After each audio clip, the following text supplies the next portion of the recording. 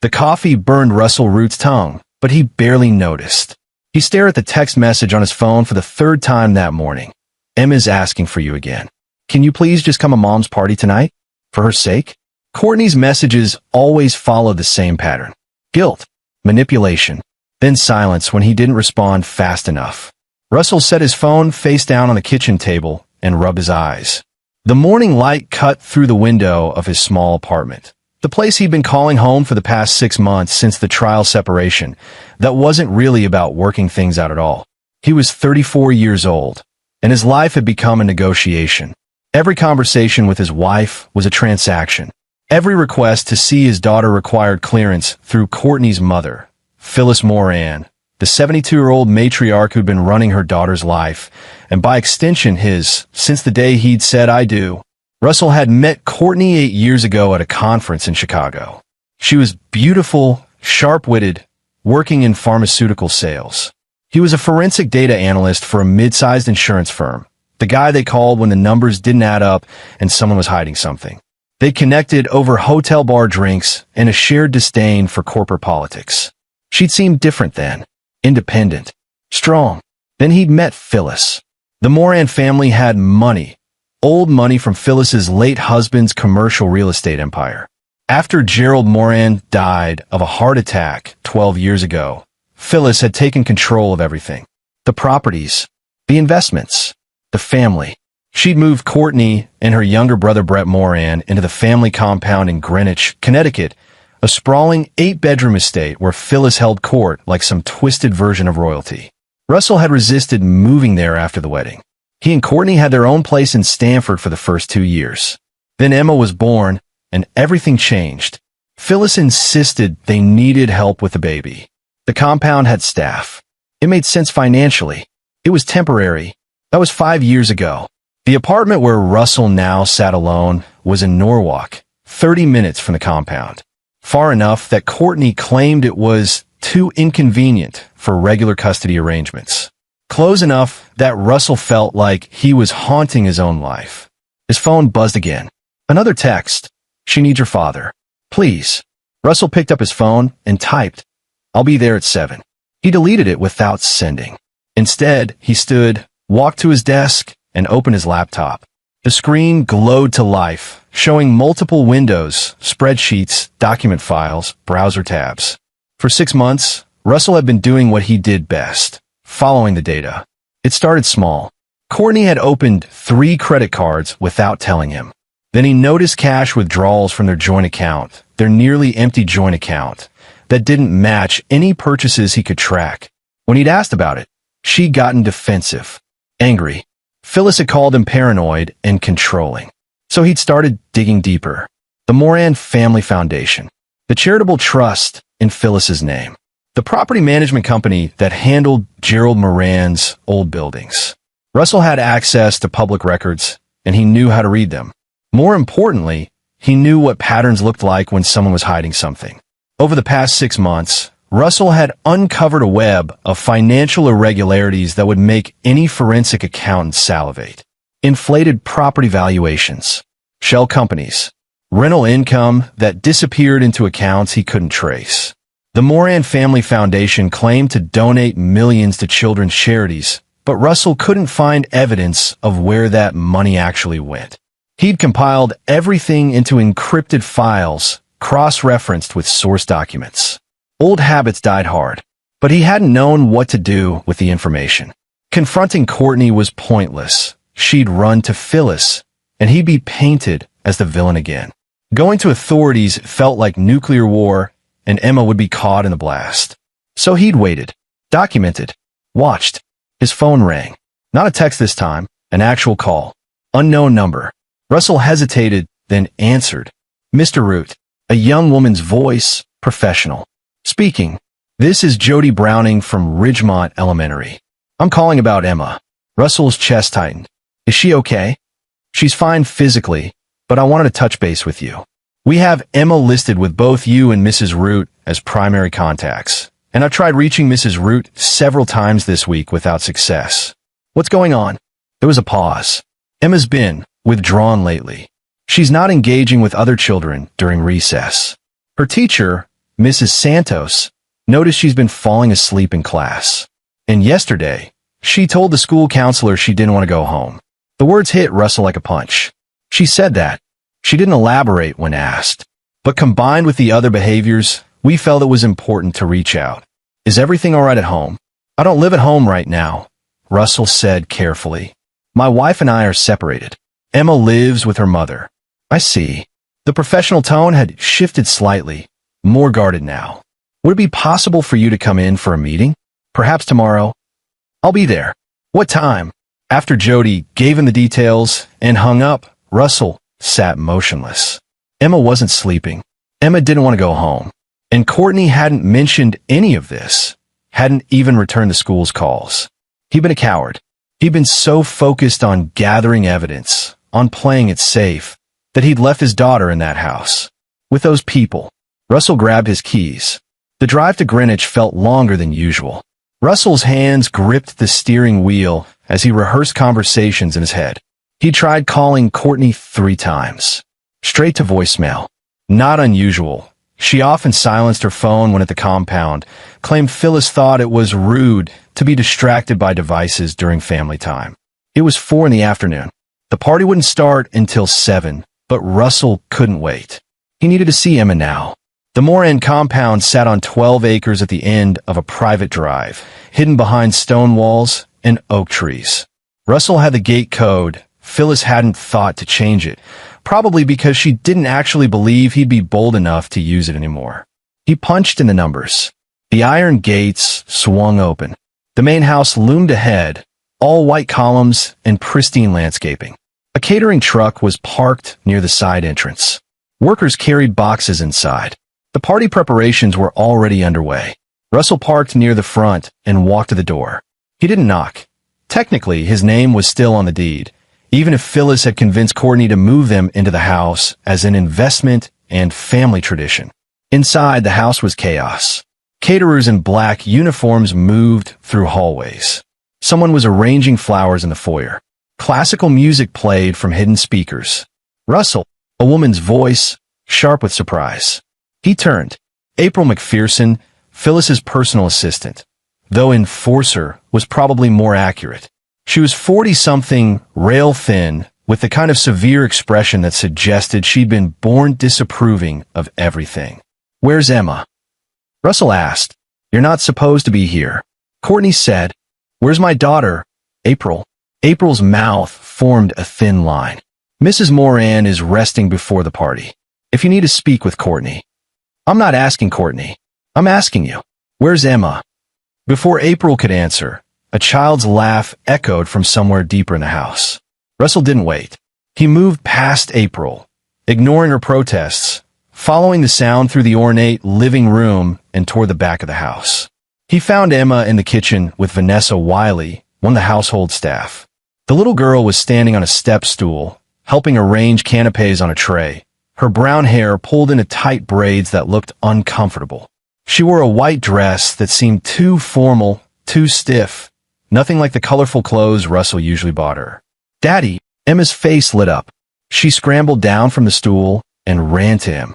Russell scooped her up, and the weight of her in his arms made everything else fall away for a moment. She smelled like vanilla and soap. Hey, princess, what are you doing? Helping Miss Vanessa with Grandma's party. Emma's voice was bright, but there was something underneath it, a careful performance. I'm being really good. You're always good, Russell said.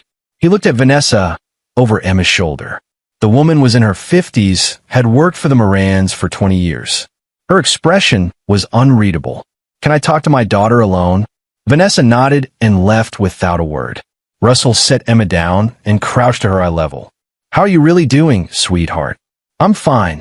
The automatic response of a child who'd learned what adults wanted to hear. Emma, talk to me. Her eyes darted toward the doorway, checking if anyone was listening.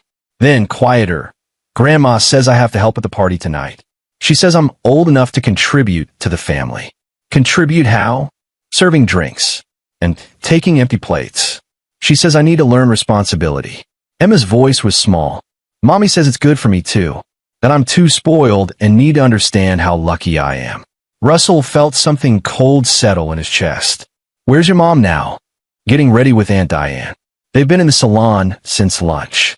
Diane Finley, Phyllis's sister, just as toxic, just as entitled. The Moran women were having a spa day, while Emma was being trained as staff for a party of wealthy strangers. Do you like helping at the parties? Russell kept his voice gentle. Emma shrugged, but he saw the truth in her eyes. The exhaustion, the resignation. She was 7 years old, and she'd already learned how to make herself small. I love you, sweetheart, Russell said. You know that, right? I love you too, Daddy. She hugged him tight. Are you staying for the party? I don't think so. Oh, the disappointment in that single syllable broke something in him. But I'll see you soon. I promise. Emma nodded, trying to be brave. Russell kissed her forehead and stood. April had reappeared in the doorway, arms crossed. You should leave, April said, before Mrs. Moran wakes up. Russell looked at his daughter one more time, memorizing her face, then walked past April without another word. But he didn't leave the compound. Instead, he sat in his car in the circular driveway, engine off, and thought about what he'd just seen. Emma, being trained as a servant in her own grandmother's house. Courtney, complicit in all of it. And Phyllis, the puppet master pulling every string. Russell pulled out his phone and called his brother. Yeah. Brett Carver's voice was rough. He'd probably been at the gym. Brett had kept Russell's last name after their mother remarried. Said it was less confusing. I need a favor, Russell said. Tonight. Can you be on standby? What kind of favor? The kind where I might need a witness. Or a lawyer. Or both. Brett was silent for a moment.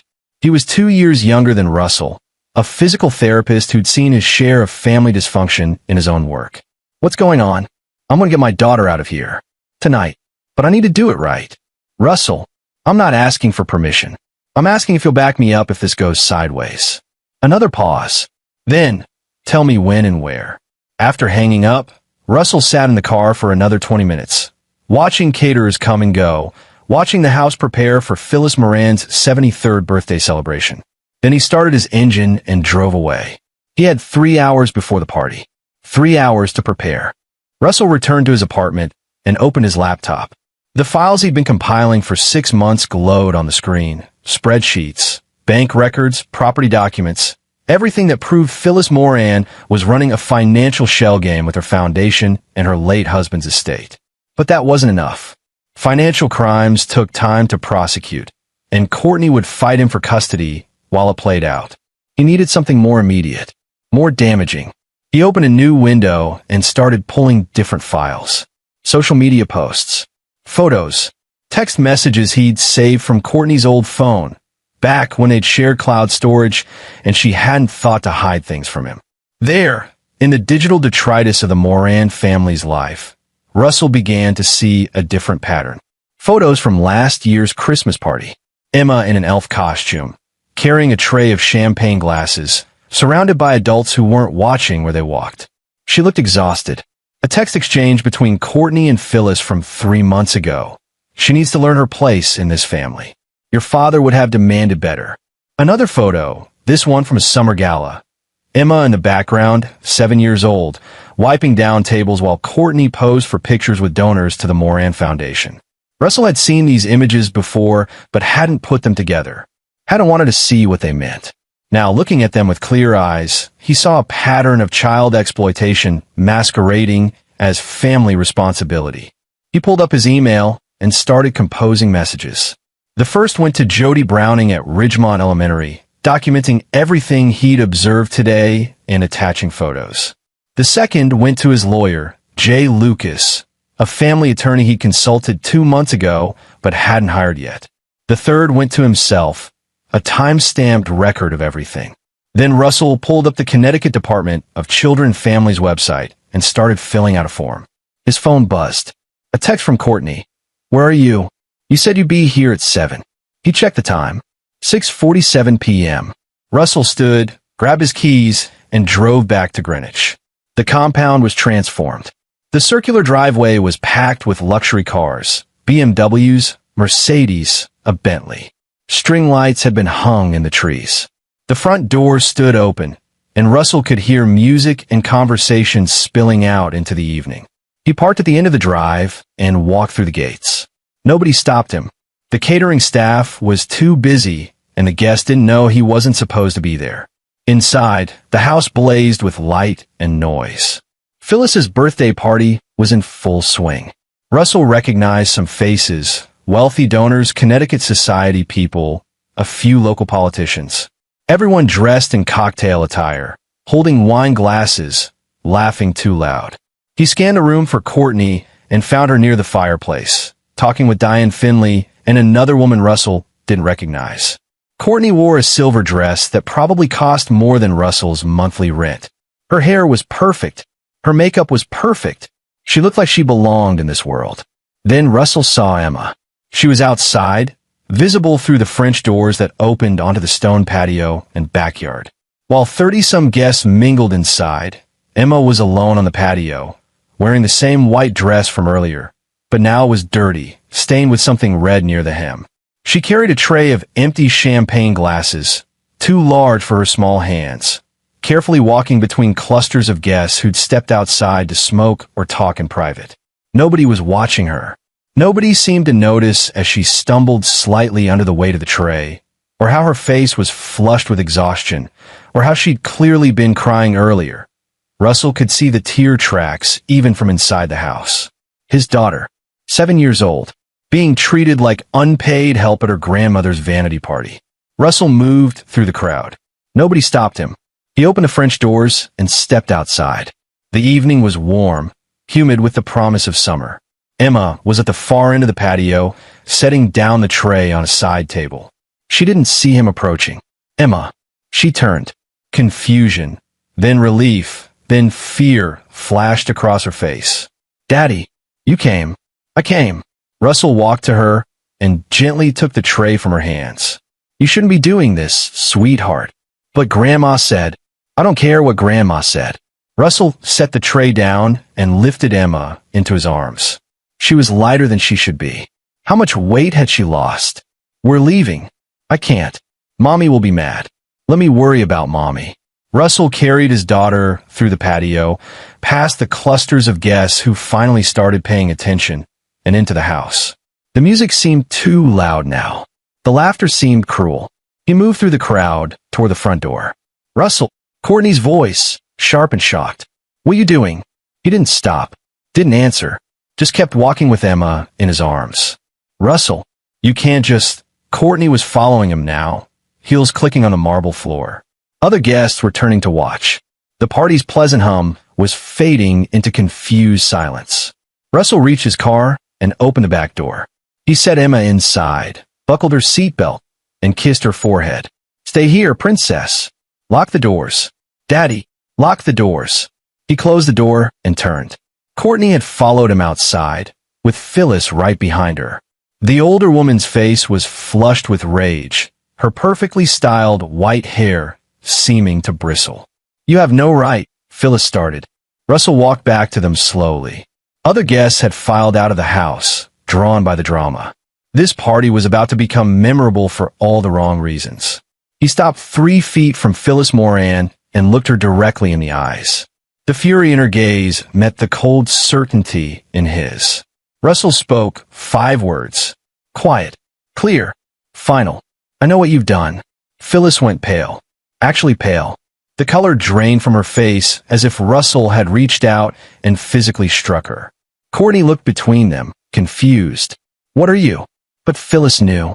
Russell could see in her eyes. She knew exactly what he meant, and she knew what was coming. He held her gaze for another moment, then turned to Courtney. His wife, soon-to-be ex-wife, was staring at him with an expression he'd never seen before. Something between fear and desperation. Russell, please, Courtney said. Let's talk about this. We're done talking. You can't take her. We have an agreement. We have nothing. Russell's voice was steady. Calm. Check your phone in a few hours. You'll understand. Then he turned and walked to his car. Emma had locked the doors like he'd asked. He unlocked them remotely, slid into the driver's seat, and started the engine.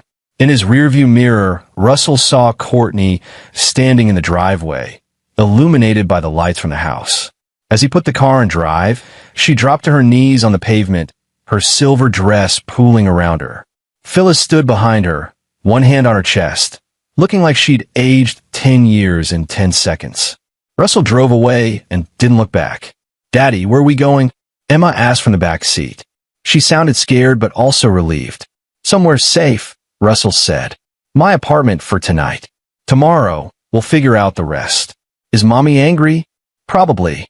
But this isn't about Mommy being angry. This is about you being safe and happy." Emma was quiet for a moment. "Can I have my stuffed rabbit?" "He's at the house. I'll get Bunny tomorrow. I promise." They drove in silence for a while. Russell's hands were steady on the wheel, but his mind was racing. He just kidnapped his own daughter.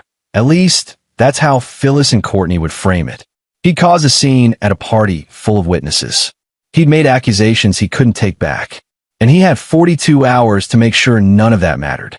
He pulled into his apartment complex and carried a now-sleeping Emma upstairs.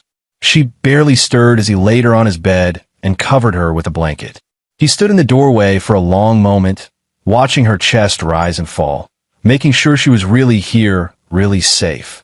Then Russell went to his desk and got to work. He had emails to send, documents to file, reports to submit. The Connecticut Department of Children and Families received his detailed complaint at 9:17 p.m., with photo evidence attached. His lawyer received a comprehensive divorce filing an emergency custody petition at 9:45 p.m., along with instructions to file first thing Monday morning. But that was just the beginning. Russell opened the encrypted files he'd been compiling for 6 months. The Moran Family Foundation, the shell companies, the falsified charitable donations, the property schemes.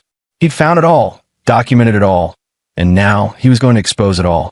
He sent copies to the IRS, to the Connecticut Attorney General's office, to the FBI's Financial Crimes Division, to 3 different journalists who specialized in nonprofit fraud. Each email carefully worded, each package of evidence meticulously organized. Phyllis Moran had built her empire on her husband's money and her own ruthlessness. She'd controlled Courtney's life, infected his marriage, and turned his daughter into a servant. She'd hidden financial crimes behind charitable giving and society connections. Russell was about to burn it all down. At 11:30 p.m., he sent one final email, this one to Edmund Pollard, an investigative reporter at the Hartford Courant who'd been covering nonprofit corruption for 15 years. Russell had researched him carefully. Pollard was thorough, ethical, and had successfully exposed 2 major fraud cases in the past decade. The email contained everything: financial records, property documents, photos of Emma being used as staff at family events, text messages showing Phyllis's control over Courtney, and a detailed narrative of how the Moran family had been running a fraudulent foundation while abusing a child under the guise of family values. Russell hit send and closed his laptop. In the bedroom, Emma stirred and called out softly. Russell went to her and sat on the edge of the bed. "You okay, sweetheart? I had a bad dream." Her voice was sleepy, confused. "You're safe now. I've got you." Emma reached for his hand. "Are you going to get in trouble?" "Maybe, but you're worth it." She fell back asleep, holding his hand. Russell stayed there until he was sure she wouldn't wake up, then returned to his desk. His phone sat face up, screen dark. He knew what was coming. The calls would start soon. The first call came at 6:47 a.m. Saturday morning. Russell was already awake, had been for hours. He'd spent the night alternating between watching Emma sleep and refreshing his email. The number was Courtney's. He didn't answer. The second call came 5 minutes later. "Phyllis." He let go to voicemail. By 8 a.m., there had been 12 calls. Courtney, Phyllis, April, Diane, Brett Moran, even people Russell didn't recognize. He ignored all of them. Emma woke up at 8:30 and seemed confused to find herself in his apartment. Russell made her pancakes, the chocolate chip kind she loved, and let her watch cartoons while he monitored his phone. At 10:15 a.m., a new email arrived from Jay Lucas, his lawyer. "Got your filing. This is aggressive, Russell. We need to talk ASAP. But given the evidence you've provided, I think we have a strong case. The emergency custody hearing is set for Monday morning." At 11 a.m., Edmund Pollard replied, "This is explosive. I need to verify sources, but if this is accurate, We're looking at a major story. Can we meet Monday? At 11:30 a.m., the Connecticut DCF sent an automated response confirming receipt of his complaint and assigning a caseworker. Russell watched the emails roll in, feeling the machinery of consequence beginning to turn. This was what he did. He found the hidden truth in numbers and patterns, then he exposed it. But this time, it wasn't an insurance fraud case. This was his life. His phone rang again. This time, it was his brother Brett. Russell answered. "Hey, what the hell did you do?" Brett sounded both awed and worried. "Courtney's calling me. Phyllis is calling me. They're losing their minds. Something about the police and lawyers. And I took Emma. I filed for emergency custody. And I exposed Phyllis's financial crimes to multiple agencies." Silence on the line. Then, Jesus Christ, Russell. She had Emma working as a servant at the party. A 7-year-old kid, serving drinks to drunk strangers in a dirty dress. And it wasn't the first time. I have photos from a dozen parties where they did the same thing. And the financial stuff? The Moran Foundation is a fraud. Phyllis has been inflating donations for tax purposes while funneling money through shell companies. I have 6 months of evidence. It's all documented. Another pause. "Do you need me to come over?" "Not yet, but soon. When this gets ugly." "Russell, it's already ugly." After hanging up, Russell made lunch for Emma, grilled cheese, her favorite.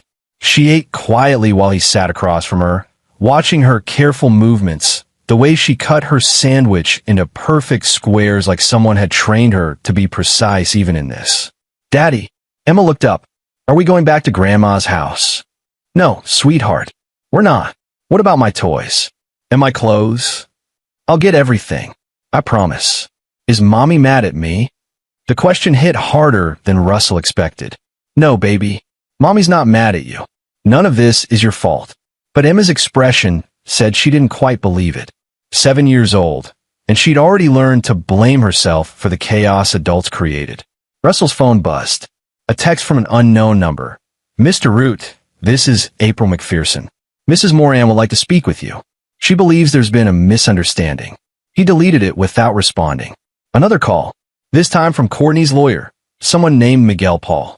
Russell didn't answer. By early afternoon, the call count had reached 34.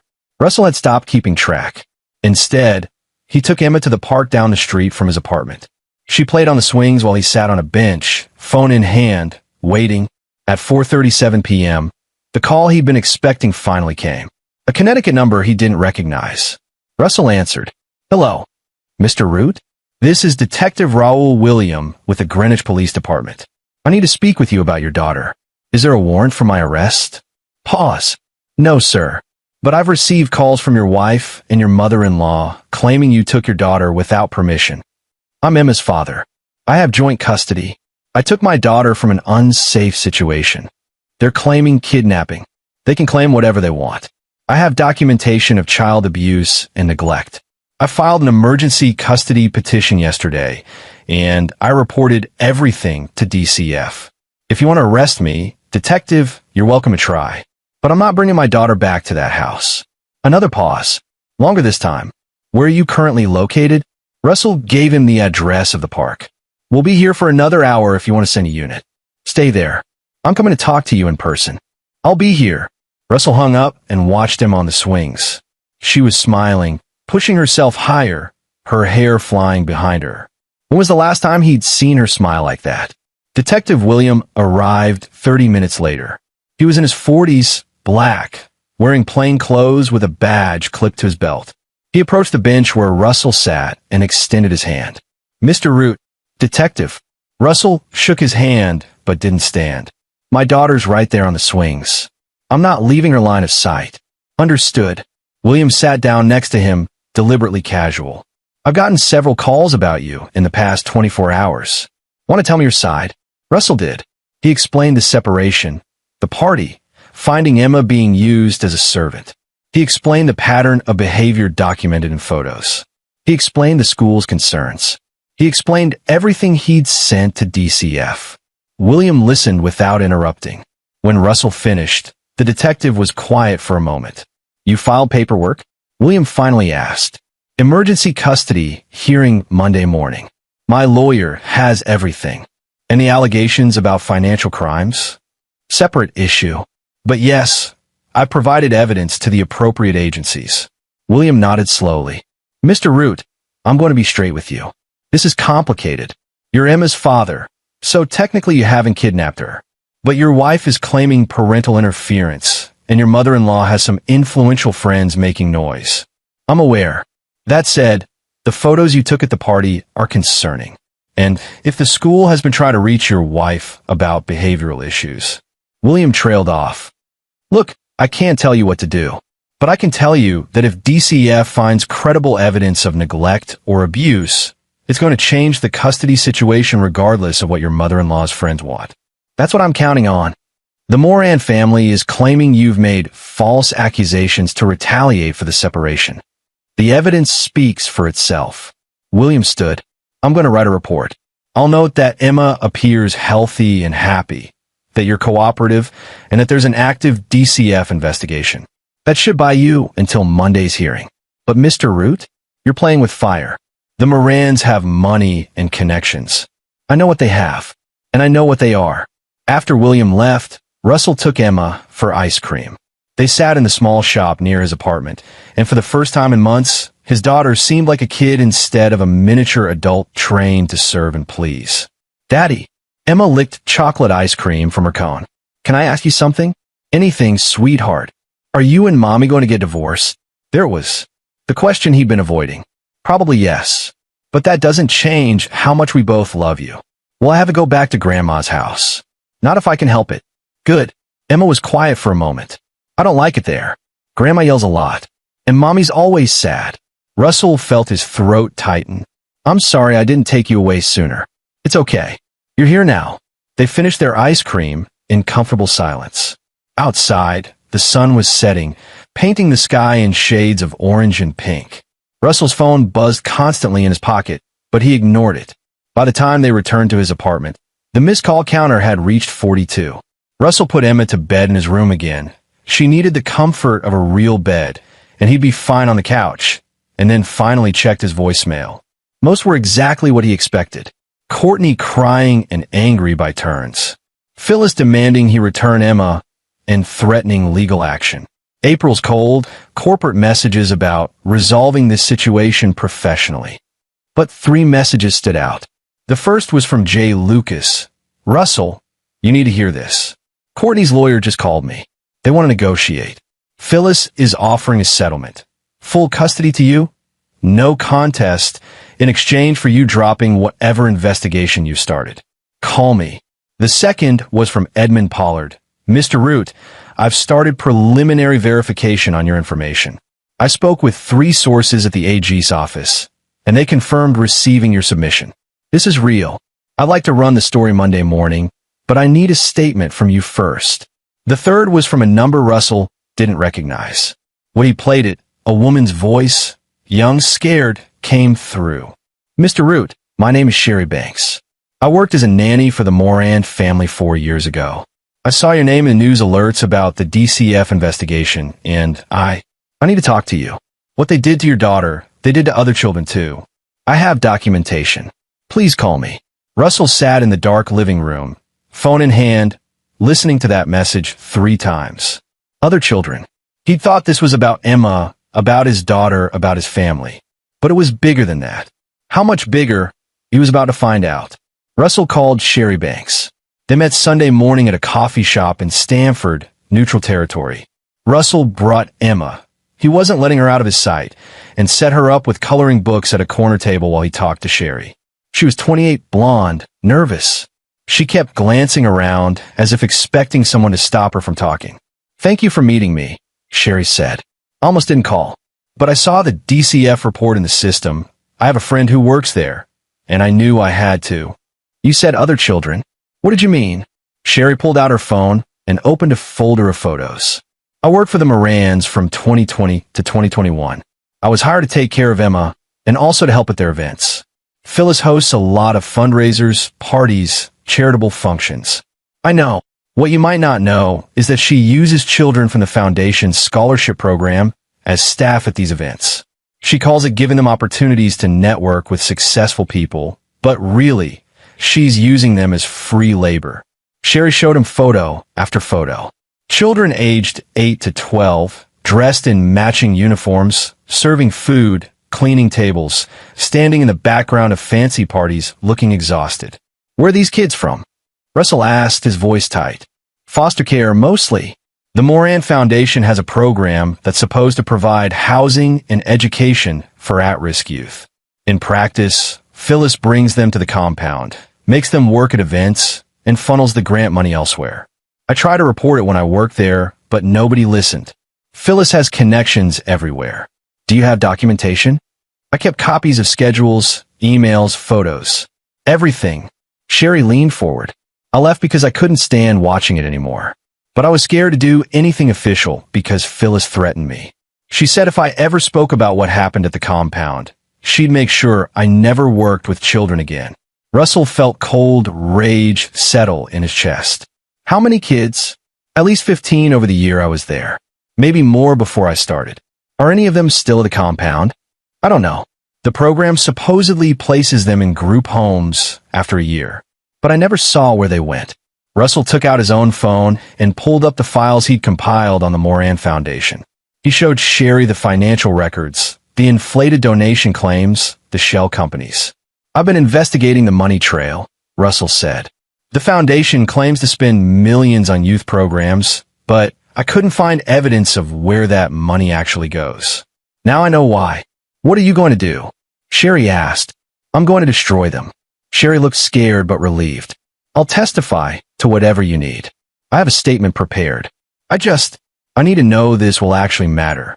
That Phyllis won't just buy her way out of it. She's done buying her way out of things. They talked for another hour. Sherry provided Russell with copies of everything she had. Emails from Phyllis detailing party staffing, photos of children working events, schedules showing educational activities that were actually catering shifts. It was a complete paper trail of exploitation.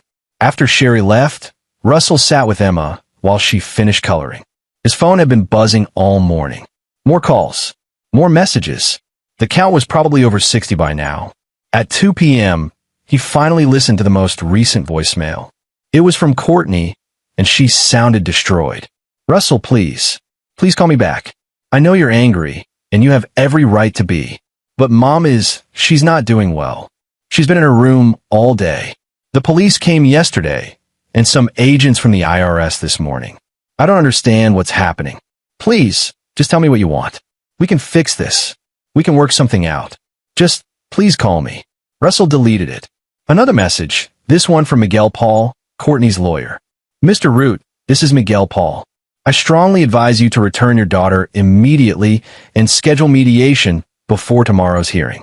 My client is prepared to pursue full legal action if necessary, including charges of parental interference and defamation. This situation can still be resolved professionally. Russell deleted that too. The final message was from his own lawyer, Jay Lucas. Russell, we need to talk before tomorrow's hearing. The Morans are bringing serious firepower. They've hired Carlos Shepard from Barnes & Whitman. He's one of the best family attorneys in the state, and he plays dirty. They're going to argue you're mentally unstable, that you've fabricated evidence, that you're using Emma as a pawn in a vendetta. We need to be prepared for an ugly fight. Call me tonight. Russell checked the time. 2:47 p.m. He had approximately 42 hours since walking out of that party. In that time, he'd sent evidence to 6 different agencies, exposed the Moran Foundation to investigative reporters, filed for emergency custody, and found documentation of child exploitation beyond just his daughter. The machinery of consequence was fully in motion now. There was no stopping it. At 4 p.m., Russell's phone rang with a number he didn't recognize. Against his better judgment, he answered. Hello. Mr. Root, this is Phyllis Moran. Her voice was cold, controlled, nothing like the panicked woman from the party. We need to talk. We have nothing to discuss. I'm offering you a deal. Full custody of Emma, generous child support, and a substantial settlement if you withdraw your accusations and drop whatever investigation you've started. No, you don't understand what you're up against. I have lawyers, resources, connections. You have fraud charges, an IRS investigation, and a DCF case. What you don't have anymore is control over my daughter. I can make this very difficult for you. You already did. For years. Now it's my turn. Russell hung up. Emma looked up from her coloring. Was that Grandma? Yes. She sounded angry. She usually is. Are you scared, Daddy? Russell knelt down next to his daughter and took her small hand in his. No, sweetheart. I'm not scared anymore. That night, Russell couldn't sleep. He lay on the couch in his small apartment, listening to Emma breathe in the bedroom, and thought about everything that was coming. The hearing tomorrow. The investigations. The media coverage once Edmund Pollard ran his story. The Morans would fight back. They'd throw money at expensive lawyers, call in favors from their society friends, try to paint Russell as an unstable father having a breakdown.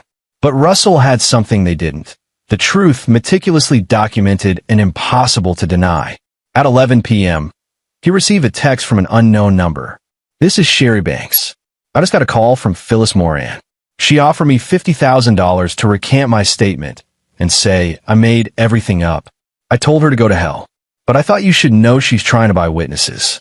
Russell texted back, stay safe. And thank you. Another text, this one from Brett. Mom called me. She's worried about you. Call her. Russell's mother, Patricia Root, lived in Florida now. They talked every few weeks, but he hadn't told her about any of this yet. He'd call her after the hearing, when he had something definitive to report. At midnight exactly, Russell's phone buzzed with what he assumed would be another call from the Morans. But when he looked at the screen, it was Edmund Pollard. Mr. Pollard, Russell answered. Kind of late for a journalist. I'm on deadline. My editor wants to run the story tomorrow morning, ahead of your custody hearing. It'll be on the website at 6 a.m., print edition by afternoon. I wanted to give you a heads up and get a final statement. What's the headline? Moran Foundation under federal investigation for fraud and child exploitation. We verified everything you sent us. The IRS confirmed the investigation. The AG's office confirmed receiving evidence. DCF is investigating Emma's case and has opened inquiries into the foster youth program. This is going to be major news. Russell was quiet for a moment, processing. My statement is this. I'm a father who protected his daughter from abuse. Everything else is just documentation. That works. Mr. Root, one more thing. I tried to reach Mrs. Moran and Mrs. Root for comment. Mrs. Moran's lawyer said no comment, but Mrs. Root wanted me to pass along a message to you. What message? She said, I'm sorry, and I love Emma. That's all. Russell closed his eyes.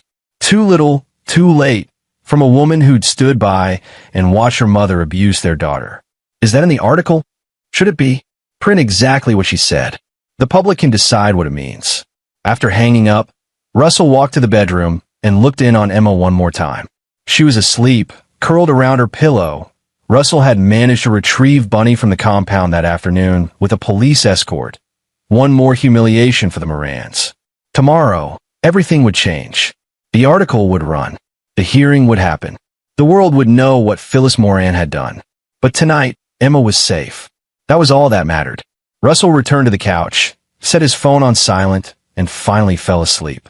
Monday morning arrived with the sharp ring of his alarm at 5:30 a.m. Russell got up, made coffee, and opened his laptop. At 6:02 a.m., Edmund Pollard's article went live on the Hartford Courant website.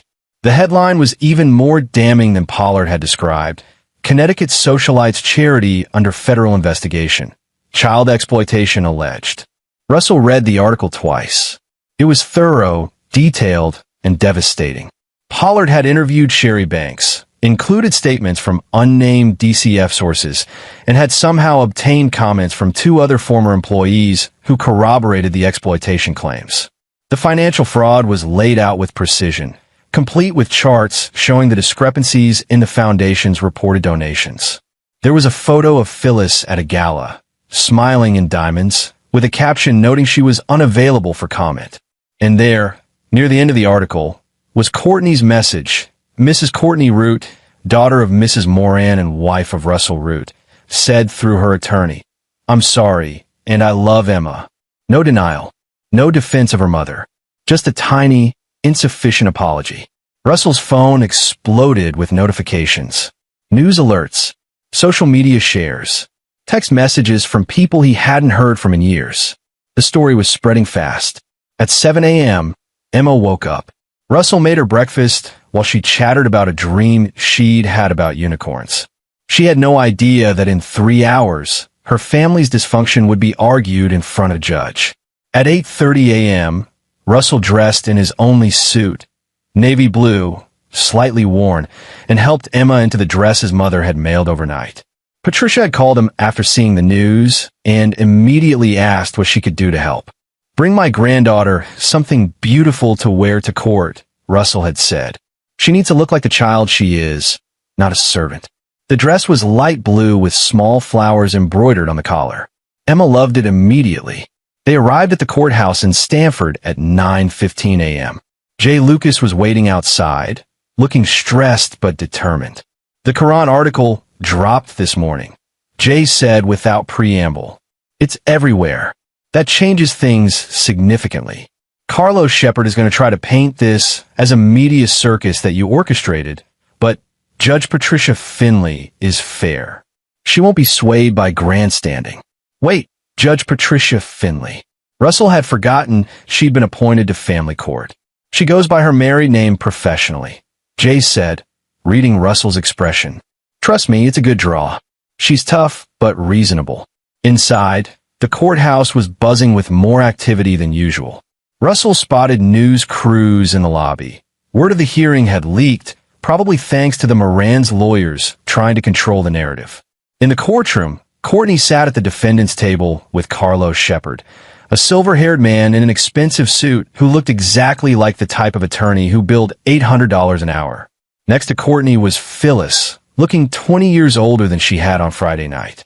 April McPherson sat behind them, along with Diane Finley and Brett Moran. The Moran family had shown up in force. Russell took his seat at the plaintiff's table with Jay Lucas. Emma sat between them, small and nervous. Russell held her hand.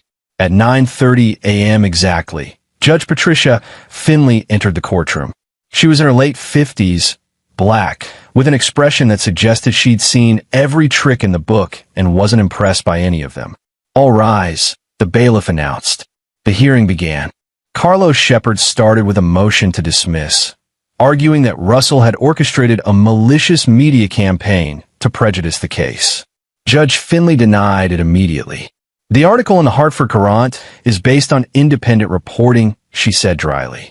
"If you're suggesting Mr. Root somehow controls the IRS and DCF investigations mentioned in that article, you're welcome to present evidence.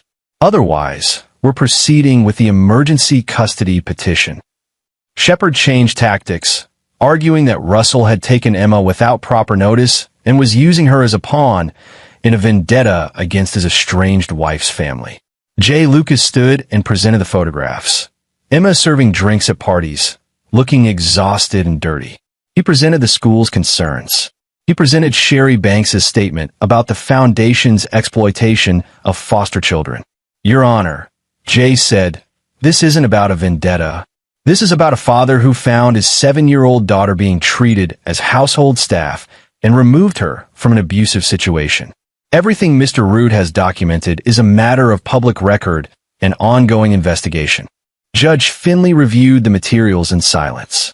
Then she turned to Courtney. "Mrs. Root, did you know your daughter was working at these parties?" Courtney stood, hands shaking.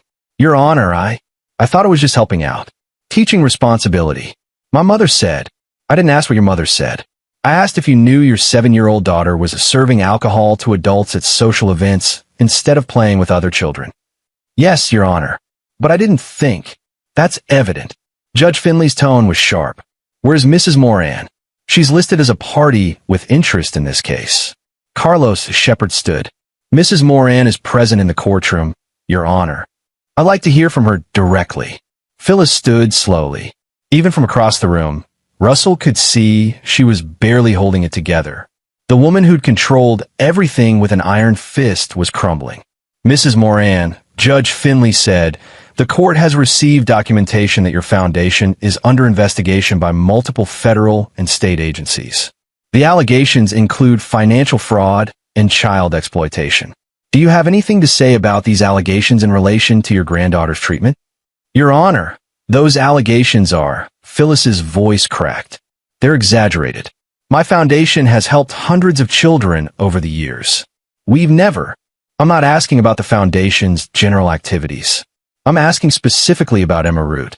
Was she used as staff at your events? Silence. Phyllis couldn't speak. Finally, she whispered. She was family. We were teaching her values. By having her serve drinks to strangers while wearing dirty clothes and missing sleep? Judge Finley's voice was ice. Mrs. Moran, sit down. Phyllis collapsed back into her chair. The hearing continued for another hour. The DCF caseworker testified that their investigation had found evidence of neglect and inappropriate labor expectations for a minor. The school counselor testified about Emma's behavioral changes and her statement about not wanting to go home. Finally, Carlos Shepard called Courtney to testify. She walked to the stand looking like a ghost.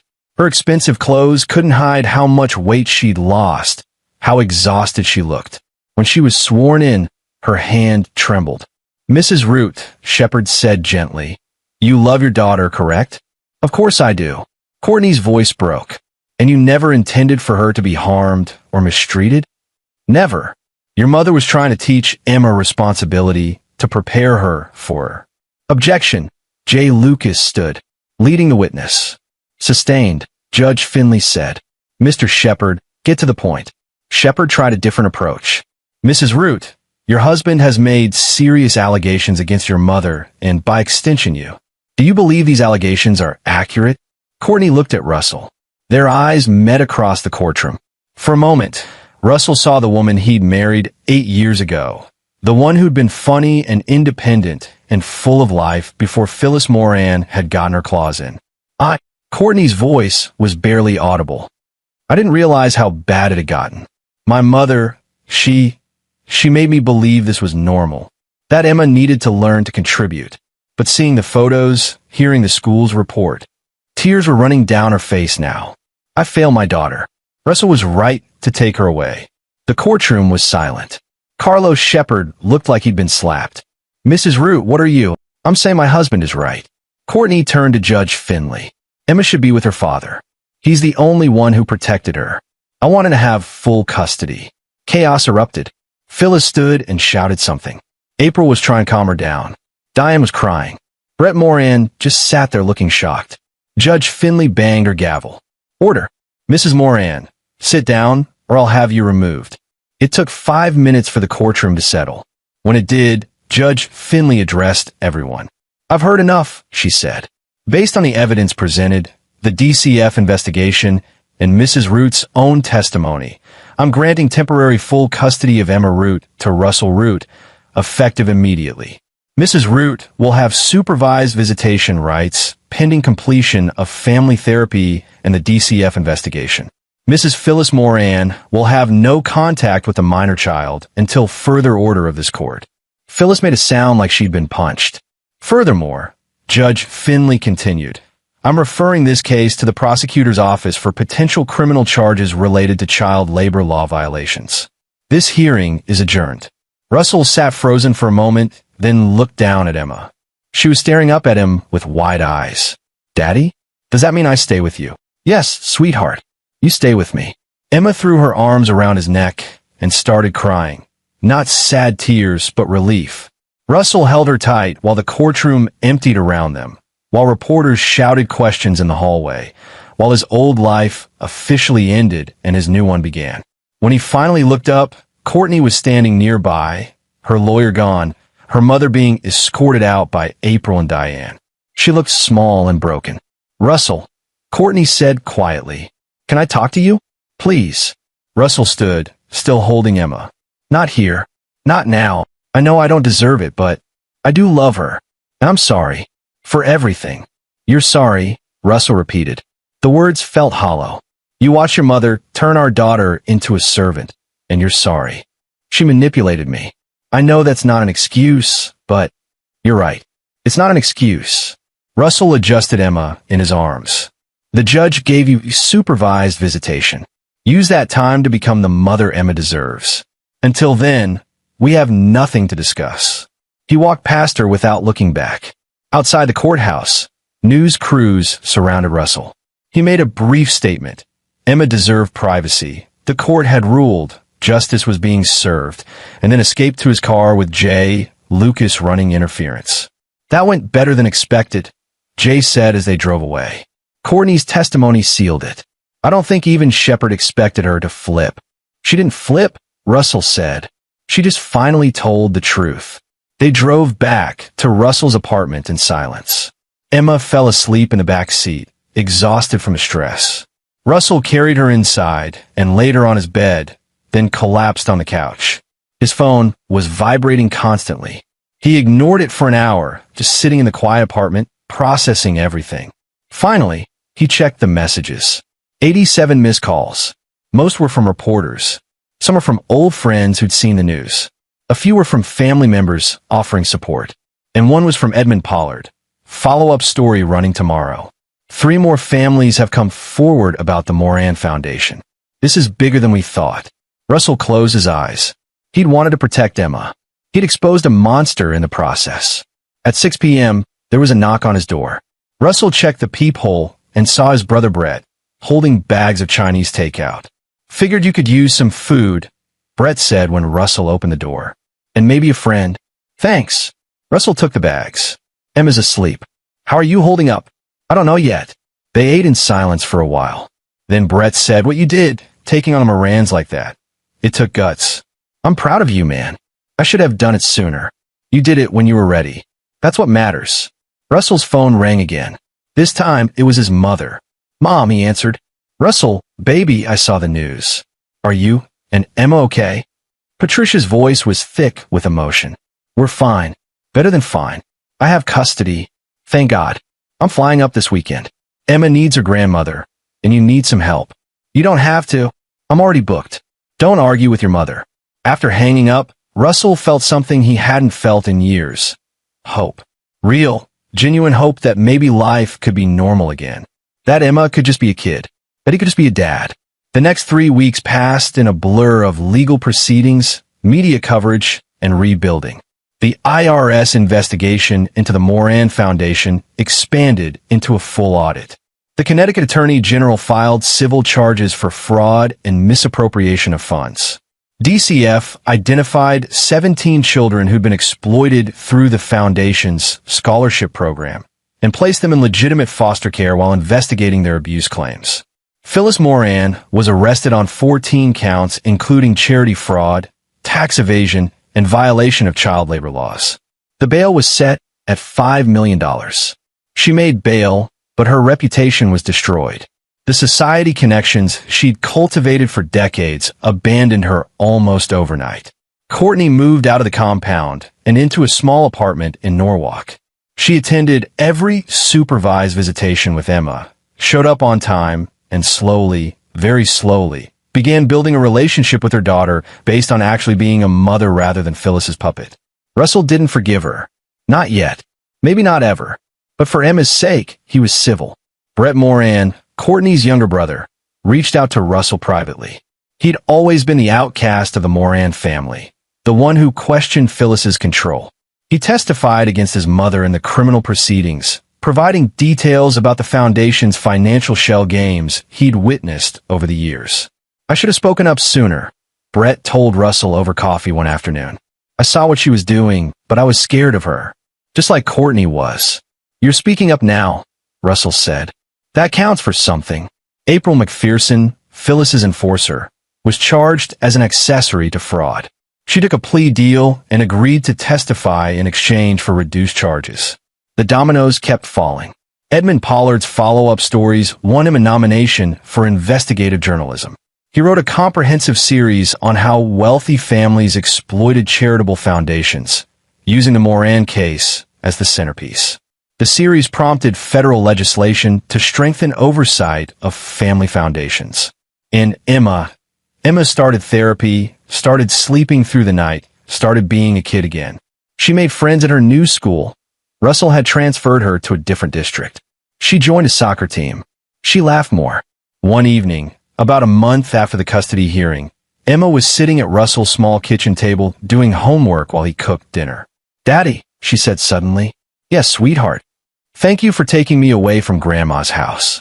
Russell set down the spatula and knelt beside her chair. You never have to thank me for that. Protecting you is my job. It's what fathers do. What you did more than protect me. You made it stop. Emma's eyes were serious. Older than 7 years should allow.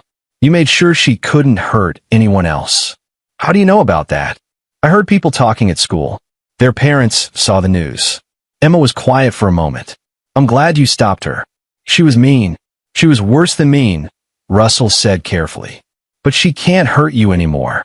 What about Mommy? What about her? Is she mean too? Russell considered how to answer. Mommy made mistakes. Big mistakes. But she's trying to do better now. And she loves you. Do you still love her? The question every child of divorce eventually asks. I love who she used to be. But sometimes people change, and you can't change them back. What matters is that both Mommy and I love you more than anything in the world. Emma nodded, processing. Then she went back to her homework like they'd just discussed the weather. 2 months after the party, Russell sat in a courtroom again, this time for Phyllis Moran's preliminary hearing. He didn't have to be there, but he wanted to see it through. Phyllis looked diminished. The expensive clothes couldn't hide how much she'd aged. Her lawyer, not Carlos Shepard anymore, he dropped her as a client, was arguing for reduced charges, claiming Phyllis had been misunderstood and overwhelmed by the complexities of managing a large foundation. The judge wasn't buying it. Mrs. Moran, the judge said, the evidence shows a systematic pattern of fraud spanning more than a decade. You exploited vulnerable children for personal financial gain while hiding behind charitable giving. The prosecution has documented 17 minor victims and approximately $8 million in misappropriated funds. The charges stand. The trial was set for 6 months out. Russell knew it would be brutal. Phyllis would fight with everything she had left. But the evidence was overwhelming, and her former allies were now witnesses for the prosecution. After the hearing, Russell drove to pick up Emma from his mother's house. Patricia had moved to Connecticut temporarily to help with childcare, while Russell navigated single parenthood and a new job. He'd left the insurance firm and was now doing consulting work on financial fraud cases, using his skills to help other victims of white-collar crime. Daddy, Emma ran to him when he arrived, covered in paint from the art project Patricia had set up. Having fun with Grandma. She's teaching me to paint. Look, Emma showed him a surprisingly good abstract piece with lots of purple and blue. That's beautiful, sweetheart. Patricia came to the door, smiling. She'd taken to grandmother duty like she'd been preparing for it her whole life. She's an artist. I'm telling you. She's good at everything, Russell said, ruffling Emma's hair. On the drive home, Emma chattered about her day, about school, about her upcoming soccer game. Normal kid things. The kind of things she should have always been allowed to talk about. When they got back to the apartment, Russell had moved to a bigger 2-bedroom place, big enough for Emma to have her own room. Emma ran to her space to put her painting on the wall. Russell's phone rang. It was Jay Lucas. Russell, I have news. The divorce is finalized. Courtney signed everything. You have full legal custody. She has visitation rights contingent on maintaining therapy, and there's a substantial child support arrangement that factors in the Moran estate situation. That was fast. Courtney didn't contest anything. Neither did Phyllis, surprisingly. I think they know fighting would just make things worse. After hanging up, Russell stood in his small apartment and looked around. It wasn't much, definitely not a Greenwich estate with staff and tennis courts, but it was theirs, his and Emma's. A place built on honesty instead of control. Love instead of manipulation. Emma came back out of her room. Daddy, can we have movie night? Absolutely. What do you want to watch? Something happy. With a happy ending. Russell pulled her into a hug. I think we could arrange that. They settled on the couch with popcorn and an animated movie about a princess who didn't need rescuing. Emma curled up against Russell's side, safe and content. Halfway through the movie, Russell's phone buzzed one more time. A text from an unknown number. Mr. Root, this is Sherry Banks. I wanted you to know that because of your courage, I'm going back to school to become a social worker. I want to help kids the way you helped Emma. Thank you for showing us that standing up to powerful people is possible. Russell read it twice, then put his phone away and focused on his daughter, on the movie, on the simple joy of an ordinary evening that had once seemed impossible. He destroyed the Morans, exposed their crimes, protected his child, and in the process, he'd accidentally created a ripple effect that would help dozens of other vulnerable children. But none of that mattered as much as the little girl asleep against his shoulder, finally safe, finally happy, finally allowed to just be a kid. Russell Root had gone to a party, found his daughter being treated as a servant, and said 5 words that started a cascade of justice. "I know what you've done." Those words had toppled an empire. They'd exposed decades of abuse. It sent a message that money and connections couldn't protect you from the truth. And they'd saved a little girl who deserved better than the life she'd been forced to live. The movie ended with a happy song and bright colors. Emma stirred and looked up. "Is it over?" she mumbled, half asleep. "The movie? Yeah, but the good stuff? That's just getting started." Russell carried her to bed, tucked her in with Bunny, and kissed her forehead. As he turned off the light, Emma whispered, "Daddy, I'm glad you're my dad. I'm glad you're my daughter. Now sleep. We have soccer practice tomorrow." Russell closed the door and returned to the living room. His laptop sat on the coffee table, still showing news articles about the Moran case. The latest headline read, "Moran Foundation formally dissolved, assets seized for victim restitution." He closed the laptop. He'd done enough research, gathered enough evidence, fought enough battles. Now it was time to focus on the future instead of the past. Time to give Emma the childhood she deserved. Time to heal. Russell turned off the lights and stood by the window, looking out at the ordinary street below his ordinary apartment in his ordinary life that felt more extraordinary than any mansion ever had. Somewhere in Greenwich, Phyllis Moran was probably pacing her empty compound, surrounded by lawyers and knowing that her empire had crumbled because one man had refused to stay silent. Somewhere in Norwalk, Courtney was probably in her own small apartment, grappling with the realization that she'd almost lost everything that mattered by following her mother's toxic path. But here, in this moment, Russell Root was exactly where he needed to be. Home, with his daughter sleeping safely in the next room, and a future stretching ahead full of possibility instead of control, love instead of manipulation, truth instead of lies. He'd said 5 words. He'd walked away with his daughter, and he'd won.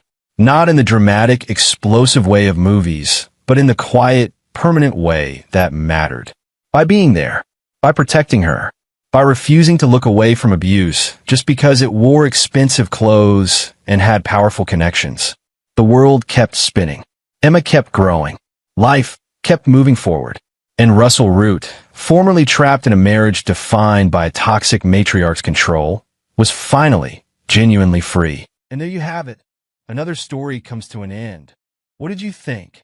I'd love to hear your thoughts in the comments below. If you enjoy this story, consider joining our community by subscribing. It means the world to us. For more stories like this one, check out the recommended videos on screen. And I'll see you there.